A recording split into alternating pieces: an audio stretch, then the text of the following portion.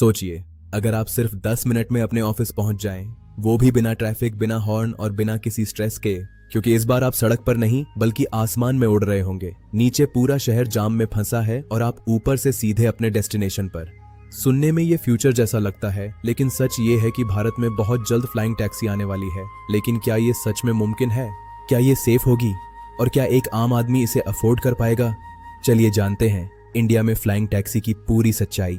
भविष्य का भारत अब उड़ने के लिए तैयार है। क्या आप इस सफर के लिए तैयार हैं? कमेंट्स में बताएं। सोचो, सुबह के 9 बजे है, अलार्म बजता है, आप जल्दी जल्दी तैयार होते हो क्योंकि आपको पता है कि आज फिर वही ट्रैफिक, वही हॉर्न, वही भीड़ आपका इंतजार कर रही है। लेकिन इस बार कुछ अलग है। आप घर से बाहर निकलते हो, सड़क की तरफ नहीं बल्कि बिल्डिंग की छत की तरफ जाते हो। वहाँ एक छोटा सा प्लेटफॉर्म है, एक स्काईपोर्ट, और कुछ ही सेकंड में एक स्लीक फ्यूचरिस्टिक फ्लाइंग टैक्सी आपके सामने लैंड करती है। दरवाजा अपने आप खुलता है, आप अंदर बैठते हो, सीट बेल्ट लगाते हो और बिना किसी ड्राइवर के वो टैक्सी धीरे धीरे ऊपर उठती है। नीचे पूरा शहर दिखाई देता है, जाम में फंसी गाड़ियाँ, लोग परेशान, हॉर्न की आवाजें, और आप बस 10-15 मिनट में अपने ऑफिस पहुंच जाते हो। ये कोई सपना नहीं बल्कि आने वाले भारत की सच्चाई हो सकती है। Flying taxi. लेकिन यहाँ एक बड़ा सवाल उठता है, क्या ये सच में पॉसिबल है? क्या इंडिया जैसे देश में, जहाँ आज भी इंफ्रास्ट्रक्चर अनइवन है, रोड्स ओवरलोडेड है और पॉपुलेशन इतनी ज्यादा है, वहाँ यह टेक्नोलॉजी काम कर पाएगी? तो कब? क्योंकि आज की रियलिटी ये है कि भारत के बड़े शहरों में ट्रैफिक सिर्फ एक इनकन्वीनियंस नहीं बल्कि एक सीरियस प्रॉब्लम बन चुका है। लोग अपनी जिंदगी के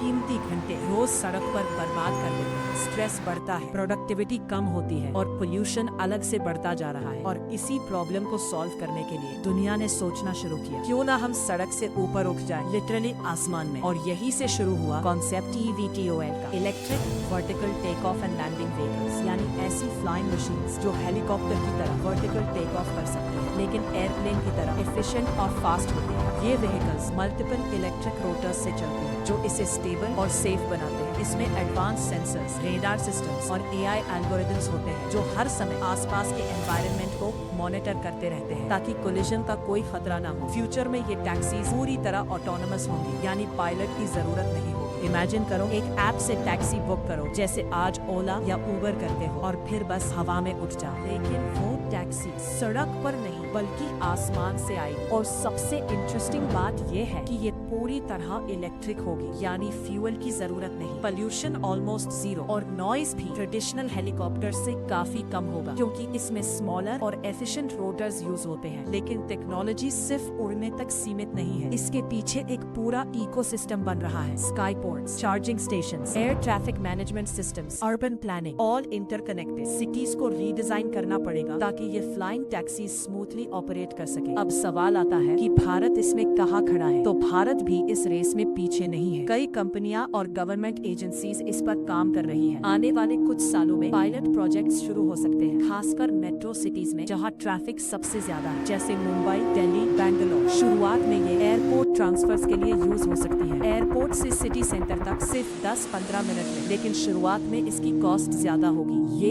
एक प्रीमियम सर्विस होगी जिसे सिर्फ कुछ लोग अफोर्ड कर पाएंगे। लेकिन हिस्ट्री हमें बताती है कि हर नई टेक्नोलॉजी शुरुआत में एक्सपेंसिव होती है। मोबाइल फोन्स, इंटरनेट, कार्स सब पहले लग्जरी थे, आज नेसेसिटी बन चुके हैं। वैसे ही फ्लाइंग टैक्सीज भी धीरे धीरे अफोर्डेबल हो जाएंगी। जैसे जैसे प्रोडक्शन बढ़ेगा, टेक्नोलॉजी मैच्योर होगी और कंपटीशन आएगा, प्राइसेस नीचे आएंगे और एक दिन ऐसा भी आ सकता है जब ये आम आदमी के लिए भी एक्सेसिबल हो जाए। लेकिन हर टेक्नोलॉजी के साथ रिस्क्स भी आते हैं। सबसे बड़ा कंसर्न है सेफ्टी। अगर ये हवा में खराब हो जाए तो क्या होगा? खराब मौसम में कैसे ऑपरेट करेगी? क्या ये क्रैश हो सकती है? इन सब सवालों के जवाब भी टेक्नोलॉजी के पास है। Multiple backup systems, redundant Motors, parachute systems, real time monitoring, AI based predictive maintenance, यानी अगर कोई भी कंपोनेंट फेल होने लगे तो सिस्टम पहले ही अलर्ट दे देगा और इमरजेंसी लैंडिंग कर ली जाएगी। इसके अलावा स्ट्रिक्ट रेगुलेशंस होंगे, DGCA जैसी एजेंसीज इसे अप्रूव करेंगी, हर फ्लाइट मॉनिटर्ड होगी और सेफ्टी स्टैंडर्ड्स एविएशन लेवल के होंगे। फिर भी लोगों का ट्रस्ट जीतना सबसे बड़ा चैलेंज होगा, क्योंकि हवा में उड़ना हमेशा लोगों के लिए एक साइकोलॉजिकल बैरियर रहा है। लेकिन जब लोग इसे एक्सपीरियंस करेंगे, जब उन्हें टाइम सेविंग और कन्वीनियंस का फायदा दिखेगा, तब धीरे धीरे एक्सेप्टेंस बढ़ेगा। अब इमेजिन करो 2035 का भारत, एक ऐसा भारत जहां सड़कों पर ट्रैफिक